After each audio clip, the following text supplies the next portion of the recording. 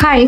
तर आपण बनवणार आहोत एक तांदळाची भाकरी. जे फर्स्ट टाइम बनवणार आहेत ना भाकरी, त्यांच्यासाठी अतिशय उपयुक्त हा व्हिडिओ आहे. तर मग मी काय केलंय, एका पातेल्यामध्ये तांदळाचं पीठ काढून घेतलंय. पातेल्यामध्ये वगैरे किंवा कढईमध्ये भिजवलं की कसं बाहेर सांडण्याचा एक प्रश्न सुटतो आणि मस्तपैकी मळून होतं पीठ त्याच्यासाठी. त्याच्यानंतर मग मी काय केलं, त्याच्यामध्ये पाणी टाकून थोडंसं चमच्यानीच ढवळते.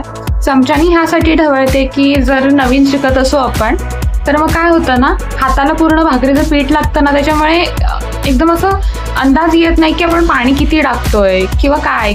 तर काय काय वेळेला हे असं पातळ वगैरे होतं. हा माझा पर्सनल एक्सपिरियन्स आहे.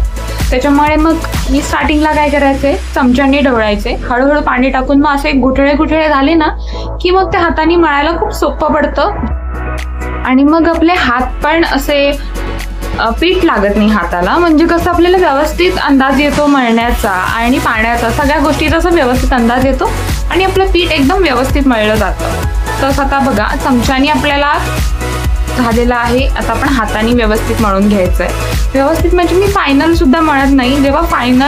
जेव्हा आपण भाकरी थापणार असू तेव्हा मी ते फायनल मळते, जेणेकरून मग काय होतं, आधी मळून ठेवल्यावर नंतर भाकरी केली तरी भाकरी व्यवस्थित येत नाही. त्याच्यामुळे मी काय करते, पीठ असं थोडं नीड करून घेते, म्हणजेच मळून घेते थोडं, आणि मग नंतर फायनल जे असतं तेव्हा पोलपाटावरती किंवा हातावरती पण मळून घेऊ शकतो पाणी लावून. जसं आता मी तुम्हाला पोलपाटावरती दाखवतेय, थोडंसं पाणी टाकायचं आणि ते पीठ पोलपाटावरतीच मळून घ्यायचं. तसंच तुम्ही हातावरती पण मळून घेऊ शकता, तुम्हाला जसं सोपं वाटतं तसं. तुम्ही बघू शकता अशा प्रकारे मळून घ्यायचं आहे पीठ. छान प्रकारे मळून छान असं घेतलेलं आहे. तुम्ही हा गोळा बघू शकता, त्याला एकही क्रॅक नाहीये. त्याच्यामुळे आपण भाकरी बनवताना अगदी व्यवस्थित भाकरी येते. पोलपाटावर आपण थोडं सुकं पीठ स्प्रेड करूया, त्याच्यावरती गोळा ठेवून वरतून अजून थोडंसं पीठ घेऊया आणि मस्तपैकी थापायला सुरुवात करूया. फर्स्टली काय लक्षात घ्यायचं, हाताची जी पुढची 4 बोटं आहेत ती पुढे ठेवून हलक्या हाताने प्रेस करत जायचं, व्हिडिओमध्ये दाखवल्याप्रमाणे.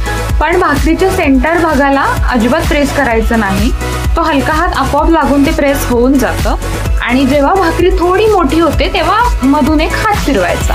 असंच 2-3 वेळा भाकरी बनवताना करायचं, जेणेकरून मग काय होतं, मध्ये पातळ होत नाही भाकरी आणि तुटत नाही. मग थोडीशी भाकरी मोठी झाल्यावर हळू उचलायची, खालचं पीठ सारखं करायचं आणि व्यवस्थित हलक्या पुढच्या 4 बोटांनी प्रेस करत जायचं. जोरात अजिबात प्रेस करायचं नाही, त्याच्यामुळे भाकरी तुटते, चिकटते. अशा प्रकारे केल्यामुळे भाकरी अशी सुंदर गोल बनते. आणि जर कुठे क्रॅक वगैरे होत असेल तर ते हलक्या हाताने प्रेस करून घ्यायचं.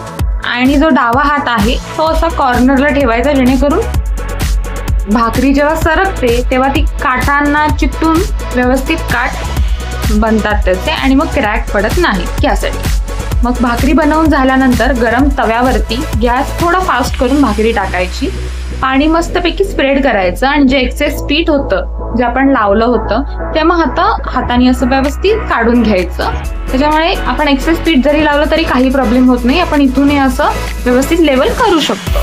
आणि मग हे पीठ पाणी लावलेलं थोडंसं सुकल्यानंतर आपण त्याला हळूवारपणे परतून घ्यायचं आहे आणि मग गॅस मीडियम ठेवायचा आहे. तर जास्तही सुकवून द्यायचं नाहीये, नाहीतर भाकरीला तडे पडतात.